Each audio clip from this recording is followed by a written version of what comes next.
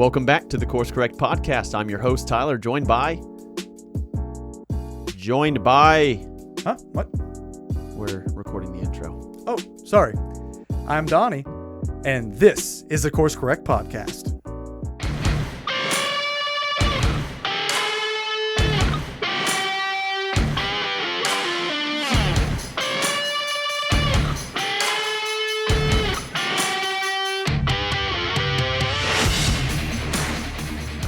I'm like, okay, oh, there's Ben Shapiro telling somebody to seek help.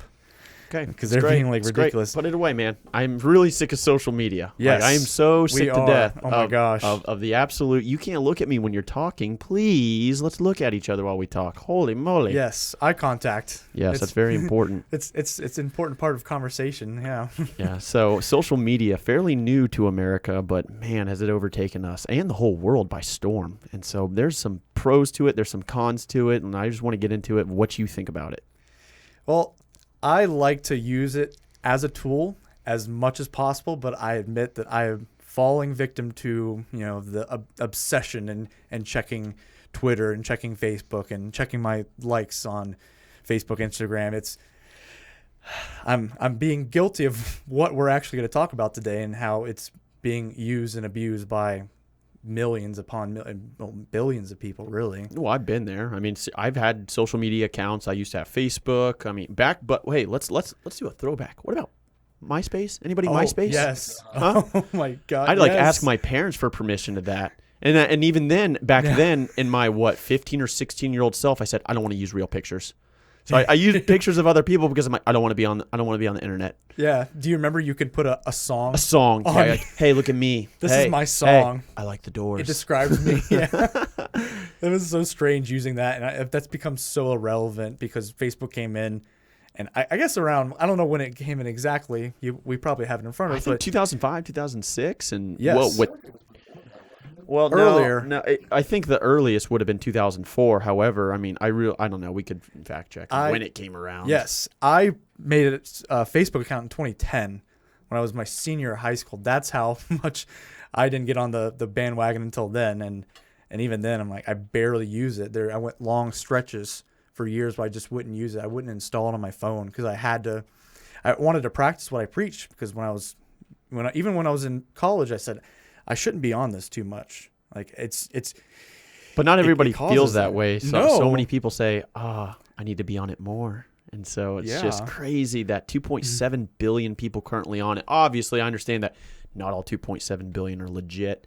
And so there's going to be fake accounts and everything, and accounts for other things, maybe businesses or whatnot. And I guess that would be a pro side of social media is, it's great for getting people together. It's great for marketing. It's great for sharing ideas, free advertising. There's, people who haven't met their best friend and haven't seen their best friend in 40, 50 years. They say, they use Facebook as a tool. I think that's wonderful. There's definitely a pro side to it, is that it brings people together. You're able to see pictures. You're able to just, gather together and see what's going on in people's lives.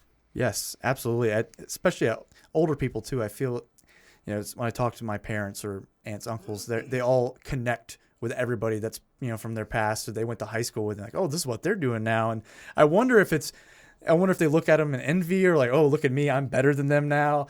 I wonder if those thoughts cross people, Well, that's humanity. I think that's going to happen no matter what. But I mean, there are pro sides to it for sure. I like the fact that you're able to just, reconnect with people you haven't seen in a while. And you're able to just, see what other people are up to, which is kind of cool. But then taken too far, it can be kind of detrimental. Yes. And another pro side would be just, you can look up different artists, discover all those types of music out there. That's where a lot of, like we said, with free advertising, they'll put all their, album announcements, concerts, and merchandise that they're putting up. So it's like marketing. It is a business. I think that's a wonderful thing. That. I'm not going to say rag on social media as being all terrible. It's just coming from my perspective. I got off of Facebook in 2012, and I haven't missed it since. I don't ever say, oh man, I really wish I could just go back and just. I don't. We have checked sometimes, and people will put on their happy birthday and in the past, and it's like, no, I don't care enough. I don't care. It's just going to be there. R.I.P. Facebook page. Yeah. Your digital footprint is always going to be there. I've never been on Twitter, Instagram. I will say YouTube is considered social media. If that's social media, then that part of social media I absolutely love, because I call YouTube University. I learned so much through it. You can learn anything. Oh, yes. It's great. Change. Oh, how do I change this light on my car? And hey, how do I fix that? And it's great. It's awesome. Saves me a lot of money. I could change the brakes on my car and I looked it up. That's it. But a mechanic will charge you $150 to do it or whatever. So you just have to watch an ad maybe if someone has enough subscribers and views. That's the cost. It's just a little bit of your time, and I like that a lot. I try to use it as an informational tool. I try to learn as much as I can from YouTube and watch various people, and then also entertainment. Do you watch a lot of funny things on YouTube as well? Right, when I need to laugh. I mean, there's just, YouTube is full of stupid things, and I just love that. But I mean, for the most part, social media I'm not existent on. I've never been drawn to it personally. Have you always been on social media, or I don't know what your background is with it? Yeah, like I said, I started a Facebook in my senior year of high school, and I barely used it even from there. And I added a Twitter, I think, my first year of college, just because I needed to follow my professor for some reason. She had an option for, announcements on Twitter. So it was optional? Yeah, it was optional. Or was that a way for them to get followers? Yeah, because that's actually kind of smart. Yes, hey, maybe. And then I just deleted it because I said, man, I'm using this way too much. I got to stop. So you feel like you were using it too much. So you had the self-discipline to say, no, I don't. Because that's kind of like what I felt. You know, when you're scrolling through and you're looking at people like, oh, that's what they're having for dinner. No, that's where they're at. No, this is this and that. And then I would get into political arguments, and then I'd write this long dissertation about this and that. And then they would respond, too long to read. Too long. It's and like, why'd I type this? They would do the abbreviation that too long didn't read, TL. Yes. That was a big reason why I got off. You people don't care. You don't want to fact check. That's cool. I'm out. I'm not going to waste my time arguing with people online who don't take literally a 1 minute to read something and just to fact check me, and that's fine, just verify. But between that and I felt like I was wasting time scrolling through it, and I just said, nah. I like real life more. Even that, and yes, wasting time. And also I use Snapchat, and I stopped using it for some reason. I forgot to reinstall it on my new phone. I don't know why, but I felt I was going on there too much to check what other people are doing, and that kind of contributed to the the FOMO, fear of missing out. And I didn't like that, knowing what everybody was doing. It's like, if that person wants me to know what they're doing, then maybe they'll let me know or include me in whatever, So that was the weird feeling I felt too. I got to get away from that. There's a lot of that going on, and we'll come back to FOMO, fear of missing out. But do you think social media altogether divides us or unites us? I mean, it could possibly be both. It could possibly be both, but I think definitively it's more. It seeds more division. That's the way I kind of see it too. I mean, I see a lot of unity through it, and it's great that, people can come together for causes and they can come together for this or that. However, if you find a lot of like-minded people out there, eventually it just establishes small little think tanks full of people who think the earth is flat and who think that this and that, and these conspiracy theories, and we all feed into each other's egos of that. And so it kind of makes it tribal in a way. There's a lot of tribes, and so I would see it as more divisive. Unfortunately, it's meant to bring us together, and it has. But I don't.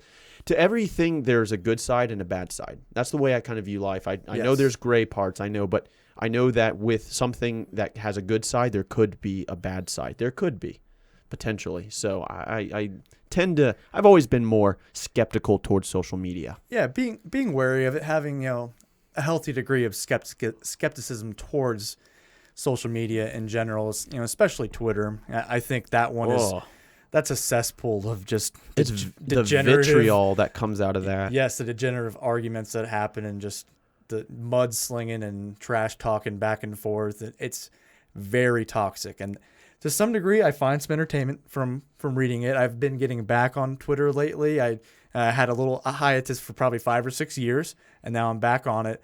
Not tweeting, but just reading, going through and trying to gather information. And I want to see what other people are saying that I don't necessarily agree with. Which is great, and I like to see that as well. But, however, there's a lot of people who call for you to be banned or to be censored because you don't think like me. And because of that, you're racist, and you're a bad man, and you're a bad woman. And I'm really glad I got off in 2012 because I think I foresaw that and I said, nah, I don't want to deal with this. I don't want to deal with the whole censoring because I don't think like you, or I'm now going to be accused of being a sexist or a bigot or a homophobe or this or that or whatever slurs hurled at me just because I don't think like somebody. And so I just didn't want to put that in my life. I said, I'm going to go ahead and just exit nice and just tell everybody goodbye and see ya. And I'll be in the old days of left to wonder of what everybody else is doing. Yeah, I get on there and I see all these things and I said, okay, well, that's not very nice. Or I love when people put on there, this person's nice, and they just put a little thread of like them talking so much smack about one person or a group. And like, man, it's really just for people to say things and on their phone behind their little wall there, that little nice little separation that they would never say to somebody in person. I think social media is a great outlet for, not necessarily a great outlet, but it's an outlet for people to talk trash. Well, it's kind of like Bully 2.0. That's right. It's like kind of like I can now bully even more because I'm not saying it to your face. Yes. And so I don't like that. And most people don't like conflict in person. When conflict happens, especially if you're just standing somewhere like in a restaurant or in a grocery store or whatever, and you see conflict happening, you're like, oh, okay, you'll watch, but you don't want to get involved because it's kind of awkward when people are yelling at each other.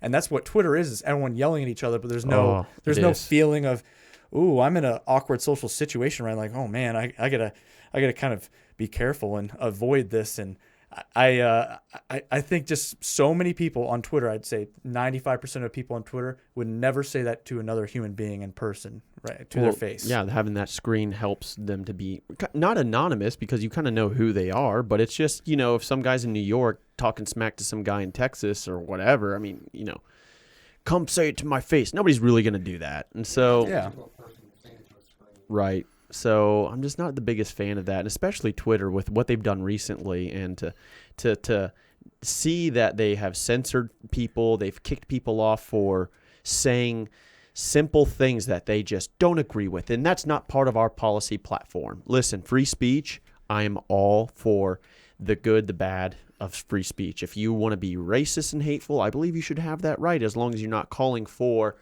violence upon somebody, right? Violence or doxing people. But quite frankly, I'm okay if white supremacists or even the other side of the black supremacists saying, screw all white people, screw all black people. Let them, because then we get to see them for who they are. Yes. And that way I know I'm not going to be associated with you. Let all the good ideas and bad ideas be out in the open. Let the sunlight disinfect it, and let people make judgments and decisions on what they're seeing, and not censoring it, hiding it, harm. And I don't want harmful content, air quotes, harmful content to be censored. I think people need to be able to see it so they can say, oh, that's bad. I don't want to be like that person. What this racist person, this white supremacist, neo-Nazi or alt-right person is saying. They all need to be out in the open, because then they're going to be like, oh, that's really dumb. And then they just move on with their day. Most of the time, that's how people think. But Twitter and Facebook and Instagram less so, because it's just mostly pictures.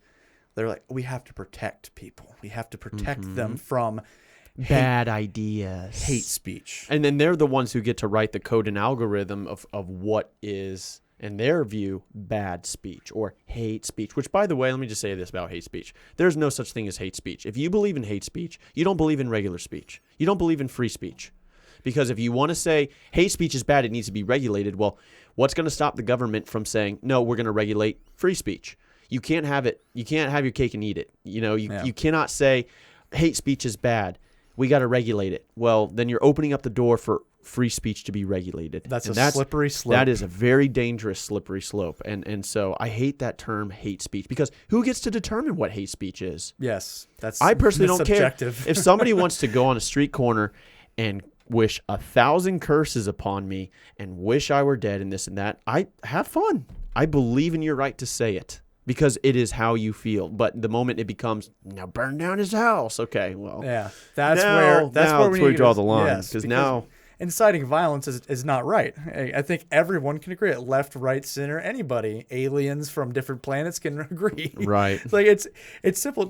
You don't want to incite violence. Nobody wants that. Right. And so people use that argument all the time. Well, you don't say fire in a crowded movie theater. It's like, yeah, it's common sense. Yeah, dummy. Or bomb on an airplane. Like, yeah, you don't say those stupid things. Don't do it. But yes. you can't label somebody you disagree with as hate speech. And so that's what my big concern with Twitter, with the whole censoring of, well, we don't agree with them. And the people writing these algorithms tend to live in Silicon Valley, and it's not exactly a conservative area. It tends to lean left, which is fine, but don't claim yourself as neutral and then start censoring a bunch of Americans who you disagree with because it's hate speech. Oh, yeah. They specifically will put underneath any of Trump's tweets, this claim is being disputed, or this claim about election fraud, or this claim about calling the presidency. Because at one point he said he won the election, 2-3 days later, that Saturday. So that after we recorded that our last episode, the media declared that he's the winner. Okay, well, that's fine. They can do that. They don't get to determine the presidency, and it's all over social media. Of the AP has called Joe Biden for the president. Okay, that's fine.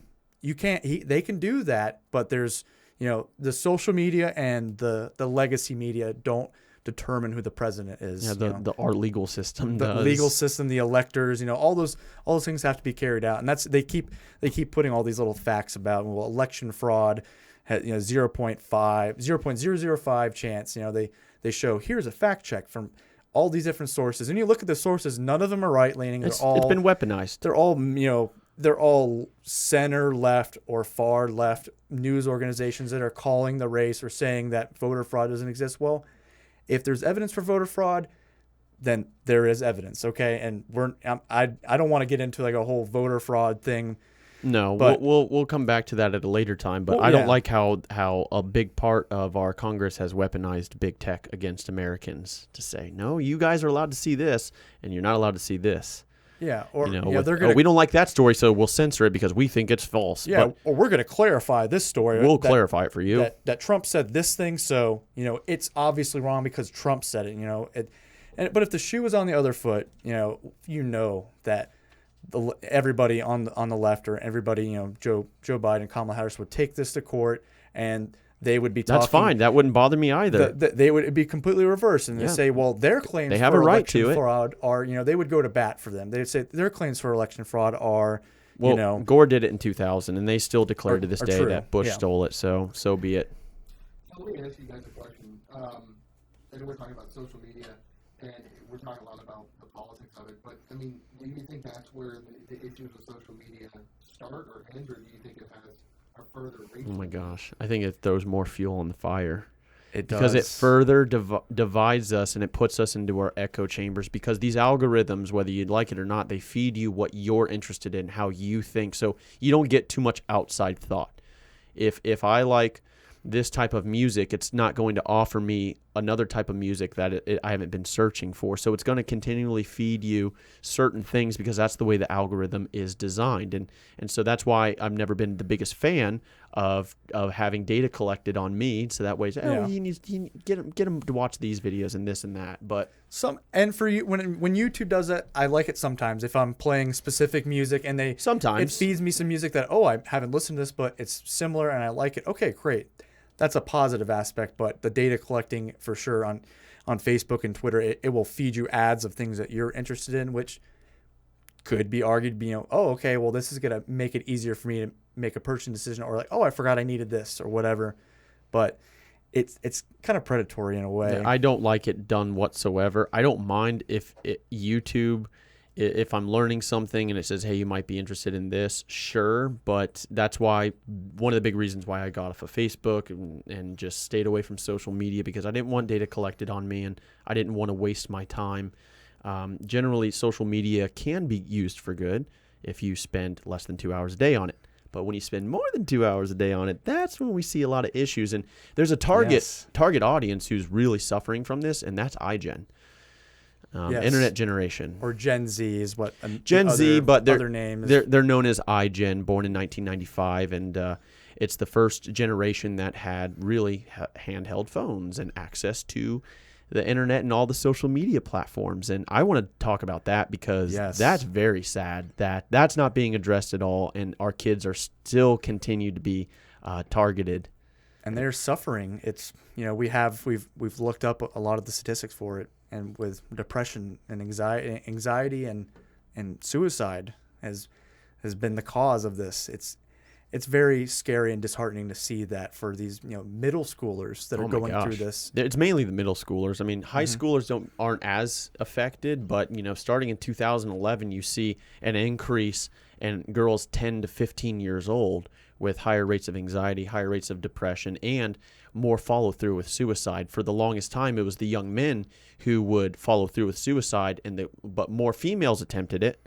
But young men would try things like jumping off a building or using a gun, right? Well, now we see females are now following through more often. I really think there's a correlation between that and social media, because social media, when you spend multiple hours a day on social media and you see other people in their perfect life and these gorgeous, gorgeous girls, right, who have filters, artificial beauty. It's artificial beauty, and it's like Yes. it's creating an expectation on our young women that if you're not living your life this way, then what's the point in living? And you want to try to reach this standard of beauty and this and that. And I'm not the biggest fan of having our young kids always looking at, oh, look at their perfect lives, and oh man, I wish I could have that. You brought up a really good point, and I wanted to touch on it just because I know we've had some data here. You started talking about how the rates have risen for attempted suicide, and especially in young girls, since 2011. Snapchat was released in 2011, and the filters came shortly after that. I mean, do you think that has any correlation? Part and parcel, but I mean, here's the thing: when you have in 2000, our kids were pretty much young men and young women were the same with anxiety and depression. However, what you'll see with iGen is shortly after social media, you see a slight rise over every year since about 2007. I do believe that's when the first iPhone came out. Yes. You see a rise in anxiety and depression from girls ages 10 to 15 mainly. Not so much in high school. I don't know what the deal is. I think it must have something to do with puberty, with social media, development. Psychologically development, yes. Yeah, so when you look at the staggering rates of anxiety and depression, and in 2016, 1 in 4 girls that age had a depressive episode, that's not just coming out of nowhere. That's coming out of what I believe is social media, and also a lot of different literature. An excellent book that we would recommend is The Coddling of the American Mind, by Jonathan Haidt. Greg Lukianoff. Yep, excellent read. They address it briefly in their book, and it has ramifications on our young kids and how they handle life. And I'm not saying if you have social media, you should be off. Or throw your phone away. Or no, we don't want to advocate for just getting rid of social media completely. I think in moderation, it's okay. Everything in moderation. Everything in moderation. Yes.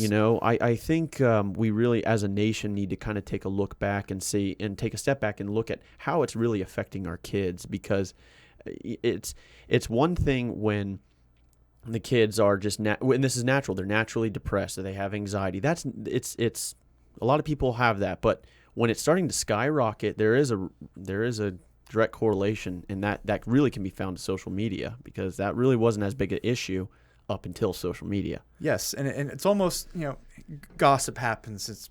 Gossip has always been a thing with everybody, but when you have people that can go on Facebook and gossip about somebody, or they publicly talk trash about somebody, and it's a teenager, a teenage girl talking trash about another teenage girl, and then they see that. I mean, that could lead right to those depressive episodes. Mm-hmm. And those suicide attempts because of involvement with another boy or whatever, and it can people take revenge. Or when they go on and they see that all their friends are at the mall and they're not there, going back to fear of missing out. It's almost like they want to constantly be surrounded by their friends and whatnot, and social media always says no, like you can't, like hey, you're at home and you're boring right now. You're not with your friends, and so between that and there was another point I was going to make regarding that. I think something you can say is that social media kind of gives people these unrealistic goals or unrealistic expectations. Well, yeah, and that's what the filters are. It's like the filters. It's where they're going. They're in like the most, stunning, gorgeous places on the earth, in the middle of a pool, and there's. And the influencers on Instagram, yes, they specifically, because a lot of those people are paid to go around the world, and hey, I'm going to show off this product, or I'm going to show off this product, and here's my awesome background of I'm in front of this waterfall in whatever country, people see that, like, man, I want to do that, and why can't I do that? I'm stuck at home, and all that. It just further exacerbates all these pent up emotions that aren't properly dealt with, because you're spending your time looking at a device. You're looking down at the device, like I was earlier, while also possibly being cyberbullied, because kids do that way more. I mean, kids bully each other as it is, but then when you give the anonymous screen between them, and then they can really let it rip. And so between and this false sense of reality and expectations of what it should be, and I just really think we as Americans need to do a couple things. One, try to keep our kids limited to it, so that way they don't have to have as they're developing and they're growing up, they can have less depression, anxiety. And two, as a nation, we're the most connected nation, people in the whole history of the world, but we're so disconnected socially.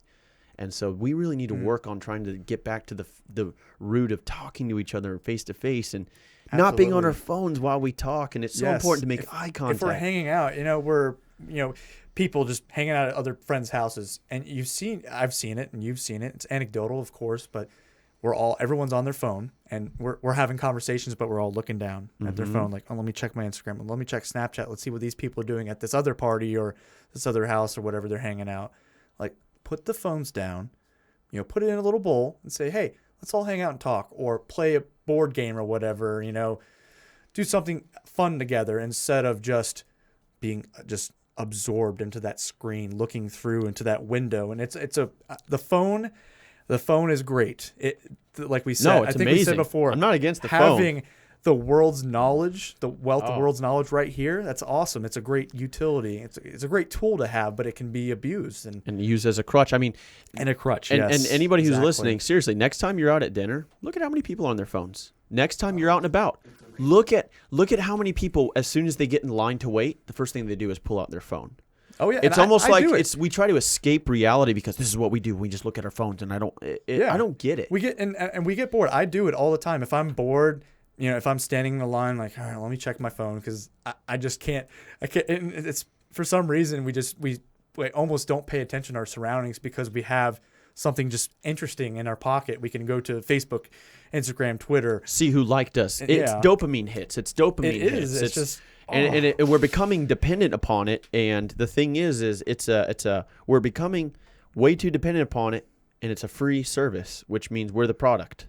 Because if you're not paying for the product, you are the product. And it's not like it comes without strings attached. There are strings attached, and there is a lot of stuff that's involved in that. And so I don't know. I don't like to see how tribal as Americans we've become because of social media. I think it really divides us. Once again, I'm not completely against it.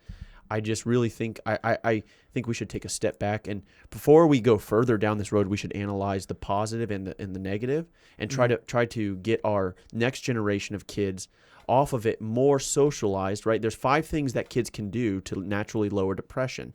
You can go to religious service. You can do your homework. You can read media or other printed material. Printed books. Yes, you can socialize with other people. There was a 5th one. I forgot it, but you had written down like sports and exercise. There you go. Sports, exercise. Homework, I believe it or not. Yes. Which I'm If against. you would have asked me when I was 13, I probably would have disagreed with you. Well, I'm not a fan of homework anyways. I've never have been. But these are the things that we should really try to push our kids, especially our young ladies who are, as they're developing, they're trying to figure out who they are. You see, young men tend to be physically aggressive, but females tend to be relationally aggressive. And I think we see a lot of that aggression built up in social media, and how savage some people could be, because once again, we're just hiding behind our screen. But these types of problems of bringing us together, or the potential of the negative side of bringing people together, that's happened before. During the Roaring 20s, you have things like the automobile and the airplane and the radio and the telephone. And, if you look back to the way people felt back then, it actually made them feel kind of similar. Like, they feel disillusioned. They started to kind of fracture, because some thought the radio was evil and some thought the radio was great. And it's kind of interesting, the parallels between the last upswing of a we generation, which was during the Roaring '20s, compared to our upswing of the we generation during 2003 to 2008. There's a difference between the me and the we generation, and I'm not going to get into it now, but I'd like to touch on that on another episode. Yes, I would love to learn that too, and right. And It's very into that. It's very interesting because you're either part of a me generation or a we generation, and it's a pendulum that goes back. It's a pendulum that goes up 20 years, down 20 years, and it goes the other way 20 years and back down to 20 years. But at the very bottom where the pendulum is, there's always a 6-year transitionary window that defines what the next generation is going to be about. And so on the upswing of a we in 2004, you have Google, you have Facebook, you have PayPal, Twitter, Tumblr, YouTube. So all these things defined our nation, and now we're on our way. The zenith of the next we generation is 2024. But I don't want to get too much into it. I do want to, because that's a long, that's a big topic. Yes, but I'm just saying, for sure. It's interesting the parallels as I read history during the Roaring '20s, how people kind of felt the same way. They were unsure about the automobile. They really, some were unsure about, I don't want my package delivered by airplane. It could blow up, and I could lose my stuff. And so you had a lot of people against it. So I think we see a little bit of that today. People for it and against it. And I remember you talking about it a little bit, that it can be lead to very much violence too, and that's what I'm concerned about. I don't want this to pour out into the streets, because it's social media has created a mob mentality. Oh, has it? Yeah, the call out culture, and then everybody going and Antifa. And the cancel culture, Yes. Yeah, that's stupid. Cancel culture. Antifa organizes via social media. I think that's very apparent. Yes, the zenith of a we is always the bloodiest of human history. So the last upswing, the last zenith of a we was the World War II, and that obviously a pretty bloody time. It creates a mentality of I'm okay, but you're not okay. And I'm not going to get too much more into it. You're going to have to tune in to listen to hear more about that at a later time. But it always tends to be the bloodiest. And that's a little bit scary because, we're coming up on the zenith, which always shows in the pendulum swinging back and forth that it is the bloodiest time of human history. So we'll see. For those who don't know, when you say like the zenith, can you just kind of break that down? Okay, so if to define a generation between a me and a we, think of a clock pendulum, okay? If you take it and you throw it to the left or the right, doesn't matter. It always goes up. The zenith is when it finally hits the point where gravity's going to bring it back down the other way, okay? And so there's always two sides. There's either a me generation or a we generation, okay? So 2003 was the transitionary window for 6 years as the pendulum started to come up. Now we're in 2020. We're 4 years away from the zenith, meaning the high point of where the pendulum is. And that's how generally that is defined. The zenith of a we is always the bloodiest time of human history. And it goes back there's about 3,000 years of evidence to show that it just goes. So it's about a 6-year cycle, you're saying? What? You're saying it's about every 6 years? So it's a 6-year transitionary window at the bottom of the pendulum, right? But as it's going up, you're looking at 20 years up. And then it goes 20 years back down, right? And then 20 years back the other way. And what's really interesting is when you look at China, they're on the complete opposite. They're almost at the zenith of a me. And they've been on opposites of us for thousands of years. Wow. A lot of history we can't unpack now. That will have to be an episode in and of itself. And that way we'll be better prepared for it. I don't want to get too much into it, but I just wanted to say I thought that was interesting that the we generation defined for us social media. And what do we do with it? Is it good? Is it bad? There's cons and pros to both, but I tend to hate it. I hate it. Yeah, I tend to like a lot of aspects of it, but I don't like how it sows this division and this hatred, this vitriol. It makes it so easier to hate people and say all these terrible things and cancel people. I'm not a fan of that. It's not only just that, it's also the uninformed individuals that go to social media for news, because the fact of the matter is social media outstrips TV as news source for young people. According to BBC News, not the biggest fan, but you have other people saying that 68% of millennials get their news from social media. That's from Adweek. 9 out of 10 Americans don't fact check information they read on social media. That's ZDNet. We have a lot of people in our age bracket, millennials, that they use social media for news, and that's just not all that great, because there is such a thing as fake news. Fake news has been around since the beginning of time. So, something we got to check into. It's a little bit concerning to see that people use that as a method of learning news. Right. Well, I mean, going forward, how do we fix this? I guess going forward, how do we rectify? We talked a little bit about it. Putting the phone down. I think it starts with that. I think it starts with our parents. Just in general. And that we're talking to ourselves, everybody, everyone, all of us. We're saying people are going to be parents. You need to think about when you hand an electronic device to your child. What point? What are they allowed to go and do, and how much time are they spending? How appropriate is and you don't want to go. I think we saw it was 2 hours. We don't want to go over that. They say under 2 hours you're good. Over 2 hours, you tend to see some more problems. But I don't know the research on how much these 10 to 15-year-olds spend. But I think you wouldn't let your 10-year-old have 15 cookies, right? Right. You might give them 1 or 2, right? I think maybe we start with moderating how much our kids are on. And that reminds me, social media. The people that we've seen on some of these documentaries that they used to work for social media sites. They don't let their children use social media at all. I remember one gentleman said, no phones at all, no social media. Have a phone that can call and text, but they're not allowed on it. And they used to work for one of the big tech companies. So that's telling that they're creating this product. They know what it does. It should just be delayed when we give it to our young people. And then I think... And they don't want their children to use, their own children to use it. So that should be a telling sign that we should moderate, be very careful as, parents and future parents, or, if you have kids right now that are in that age bracket where they're about to get into that world, just be careful. Talk to them. I think communication, like we talked about, we want people in general, just talk to each other, communicate more with each other. That's for us. This is now we're beyond the kids. I think as Americans, we need to spend less time on social media, more time talking to one another, not trying to face to face. Yeah, not trying to stay in our echo chamber, but really try to, get to talk, and just actually spend more time being social and, I don't know, have the self-discipline to not spend so much time on it. I'm telling you right now, I've been off for 8 years and it's great. My life, I haven't missed out on anything. I see pictures still. It's great. So that's about it. I mean, social media, it's a big topic. I'm sure we can come back. We will come back and revisit the me versus the we. But love to revisit social media though in a time from now for sure. Yeah, I just really hope that we gave you something to think about. And if you enjoyed the podcast, just remember to hit like and please subscribe and share, so that way we can get the word out there. We got a lot notification bell as well. Yeah, that's what I'm saying. We got a lot of cool stuff coming up, and